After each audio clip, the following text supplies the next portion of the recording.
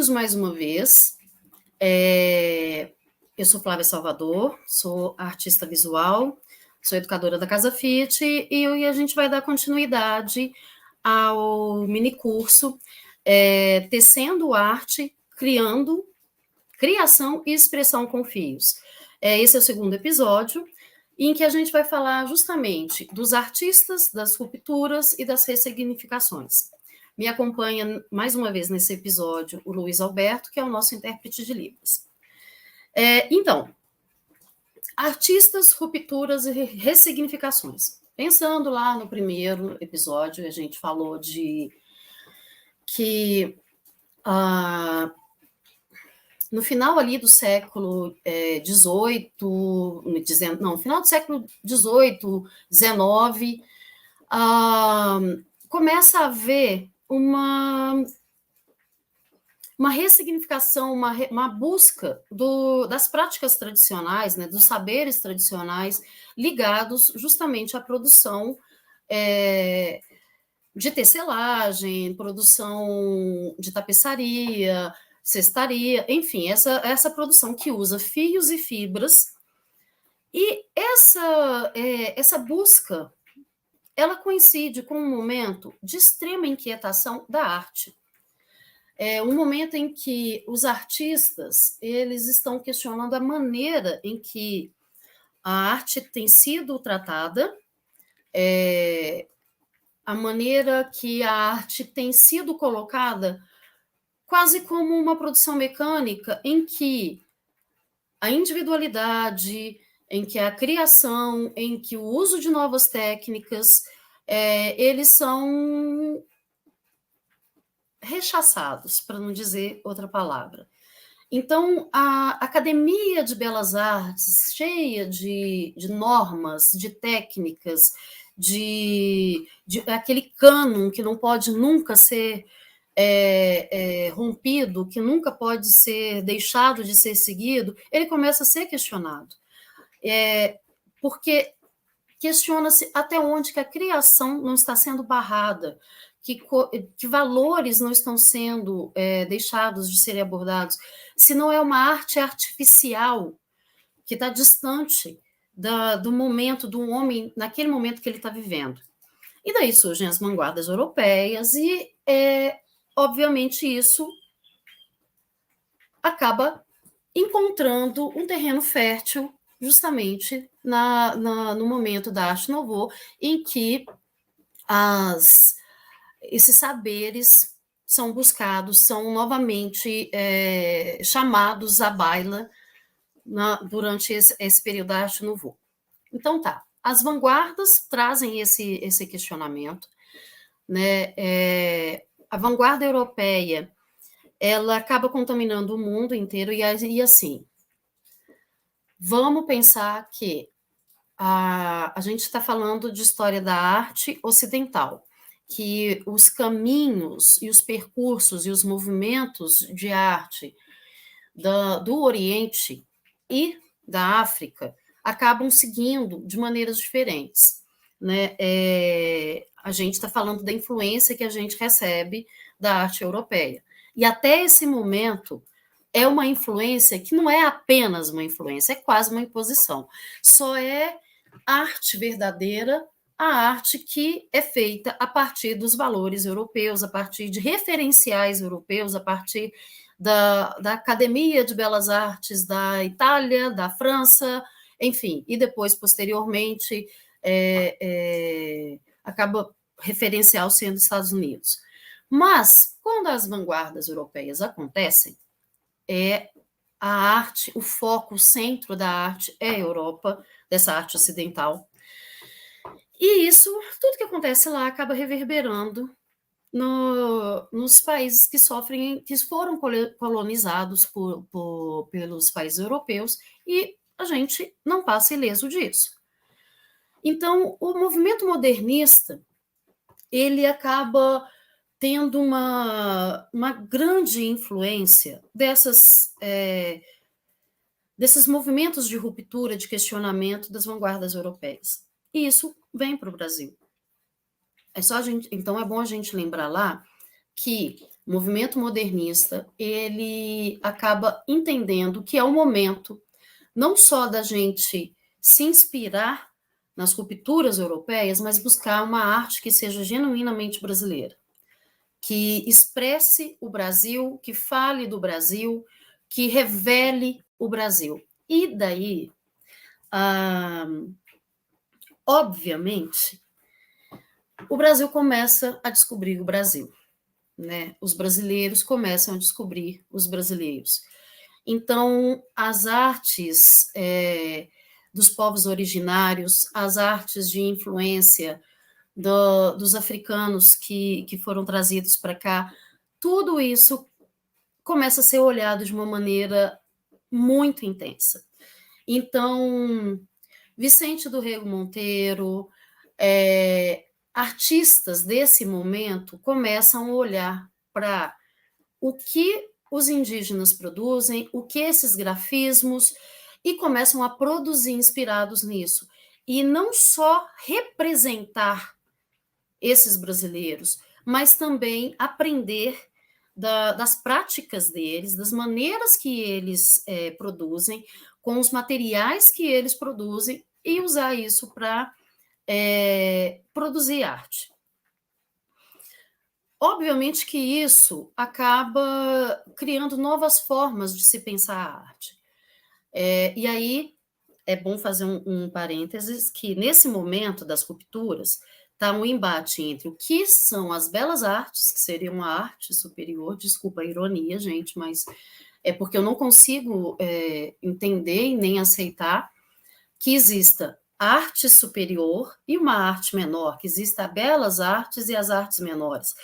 E os fazeres da joalheria, da marcenaria, da gravura, estavam classificados, da tapeçaria, né, da tecelagem, estavam classificados como artes menores.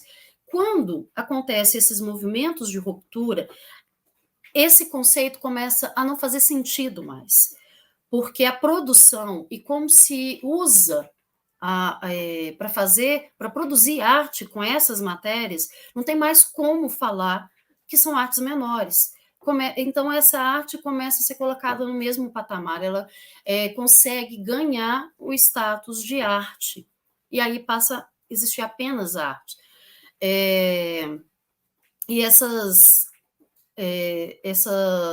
aqueles conceitos de arte aplicada, eles caem por terra. E os cânones passam a não ser o único referencial. É um conhecimento necessário, é um conhecimento bom, que o artista é bom que ele tenha, mas ele não é o único conhecimento. Existem os conhecimentos populares, existe a produção de arte popular, né, que começa a ser realmente valorizada e deixar de ser tratada como uma arte menor, de menos valor. E isso casa perfeitamente com essa sede que o movimento modernista cria nos artistas brasileiros e que deixa um legado realmente, né, de buscar em outras fontes aprender para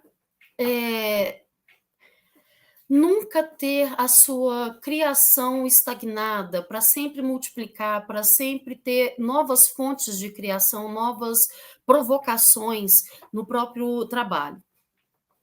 Obviamente, novos suportes vão ser buscados, novas pesquisas serão realizadas com novas matérias, com novas formas de se trabalhar a arte visual de maneira geral, e daí entra as fibras, os fios e as imensas possibilidades, a multiplicidade de possibilidades que eles trazem. Tem no final do que seria o último estágio, né, a terceira fase do modernismo, acontece um movimento concreto, um movimento neoconcreto, e que tem uma tríade, né, que seriam quase que os três grandes provocadores da arte brasileira, que é Lígia Pape, Lígia Clark e Hélio Oiticica.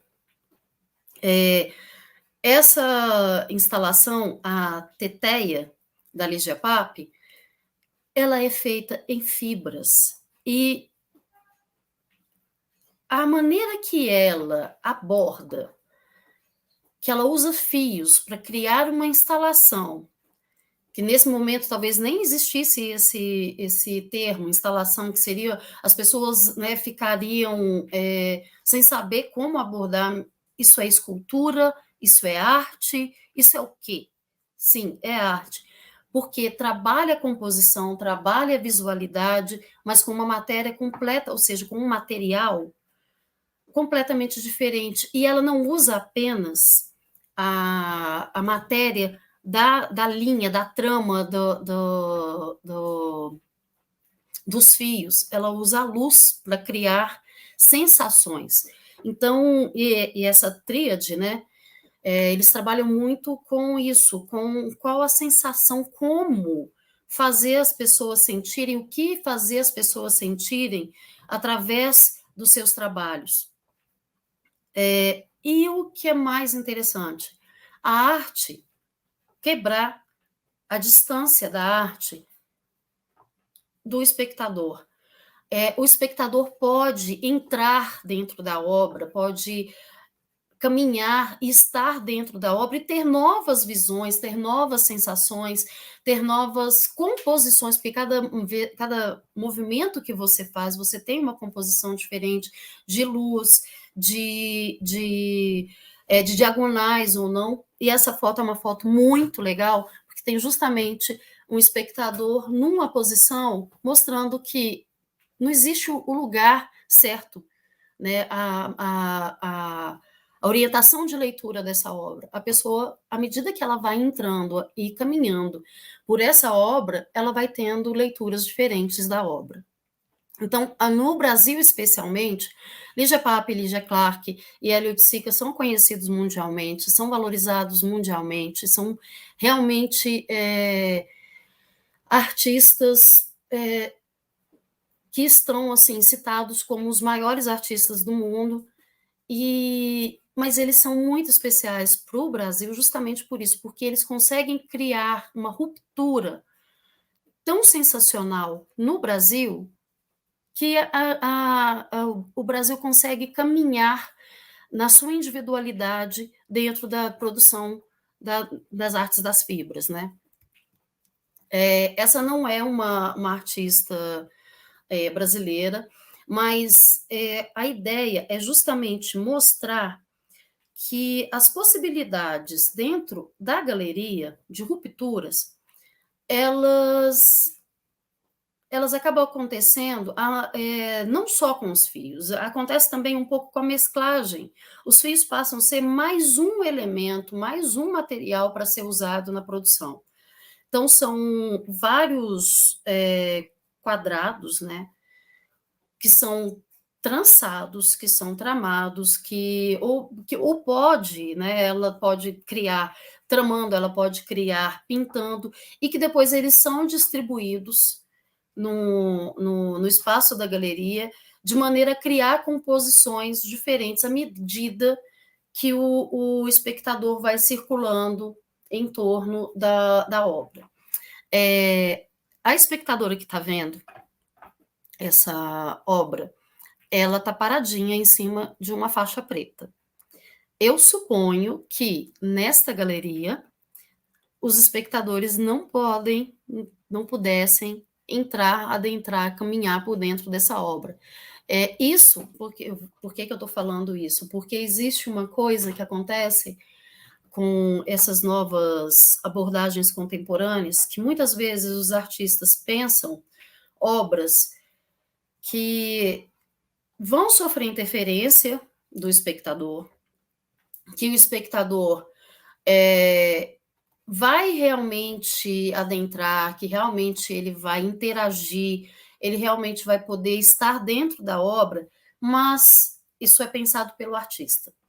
Quando essa obra vai para um espaço de exibição, dependendo da maneira que é abordado ou de como que o espaço quer instalar esta obra, às vezes essa possibilidade é retirada do espectador. Então, isso vai depender não necessariamente do artista, às vezes é uma escolha do espaço expositivo ou de quem detém a obra, ou do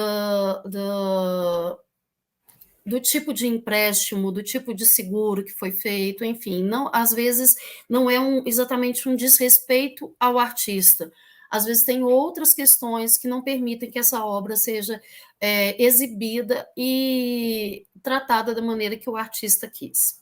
É só um adendo, porque às vezes eu percebo que as pessoas ficam extremamente chateadas com obras do Hélio Oiticica, de repente não poder serem adentradas, né? Então, isso é um dos motivos.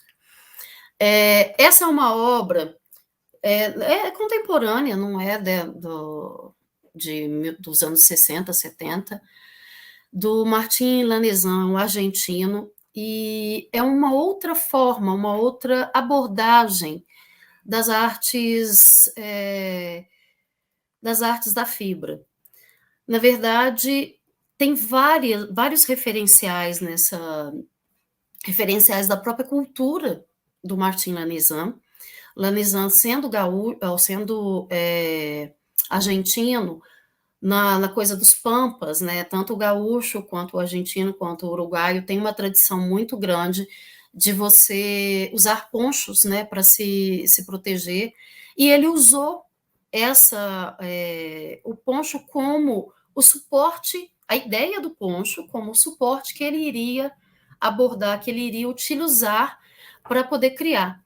E na foto não está dando para ver, mas é muito legal que ele não costura, ele usa tecidos de tramas absolutamente diferentes, são tecidos sobrepostos, tecidos de fios, de fibras completamente diferentes, e o que ele está compondo é usando justamente a cor e as formas desses tecidos e as texturas desse tecido, ou seja, a combinação desses fatores é que vira a criação.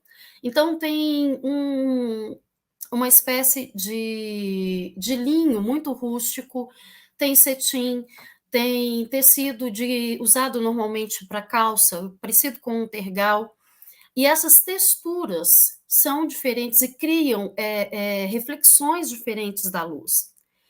E ele está falando da sua própria origem através da forma, usando esse formato do poncho como suporte para o trabalho. Aí, retornando um pouco, a Regina Gomes de Graz é do início do século XIX, não, meados do século... não, mentira, meados do século XX, e ela faz... Eu acho muito interessante que, em livros de história mais antigos, ela é citada como uma pessoa que trabalha com artes aplicadas.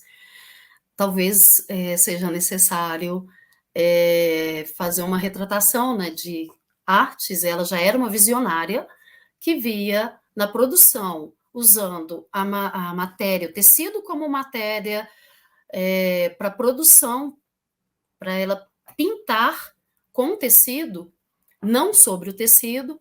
Ela já era uma visionária, já criava isso em meados do século XX. Ela faz uma espécie de patchwork para retratar uma artista de cinema, do grande momento do cinema, do auge de Hollywood, né, das grandes estrelas. E aí tem um detalhe, eu não sei se o meu mouse dá para ver, que depois de alinhar, ela é toda alinhavada, toda costurada à mão, depois de feito, ela vem e cria um fio dourado para dar um destaque nesse rosto, justamente para trazer essa impressão de uma aura de artista, para essa representação. O episódio de hoje das Rupturas fica por aqui. Mais uma vez eu agradeço aos artistas, aos professores, aos jornalistas, aos produtores, mas deixo justamente o pensamento de eles rompem com uma produção, com uma forma clássica de se produzir, e trazem novas abordagens de materiais, quais materiais que podem ser usados para a produção artística. Eles abrem caminho justamente para a libertação, eu acho, das fibras, porque de suporte, porque a fibra, de maneira geral, ela é usada como suporte, né? Hoje em dia, eu digo na contemporaneidade, suporte para pintura, né? Ela passa a ser protagonista, o tecido passa a ser protagonista, o fio passa a ser protagonista, e dependendo de como ele é usado, só o fato de, às vezes, ele não estar numa moldura já é uma ruptura, já é uma nova abordagem. Mas a gente vai ver que artistas produzem com retalhos, muitas vezes buscados, garimpados, da produção, da indústria têxtil, né, de moda. Eles produzem com retalhos de uma indústria que é altamente poluente, então também tem uma provocação em relação à sustentabilidade, principalmente, né, levar a reflexão sobre como que tem sido feito esse consumo, enfim, é justamente abrir a maneira de pensar, o pensar sobre arte e dos suportes e dos materiais para se produzir arte. Mais uma vez, as referências, eu vou fazer uma citação específica de alguns coletivos que existem no Brasil e de alguns centros de pesquisas, de grupos de pesquisa, como o Urdume, que traz justamente, usa o termo arte têxtil, não usa o termo artes da fibra, mas justamente essa revalorização dos saberes, das práticas tradicionais, buscar isso para a produção artística, de coletivos que muitas vezes eles propõem a revalorização dessas práticas, mas com essa abordagem artística como forma de gerar renda, de fonte de renda, de mulheres que trabalhavam com isso, repensar a maneira que trabalhavam, para justamente revalorizar, para trazer, agregar valor ao seu trabalho. Isso tem acontecido muito no Brasil e vale a pena a gente procurar saber sobre isso. Então é isso, a gente se encontra no nosso último episódio. Até lá, obrigada.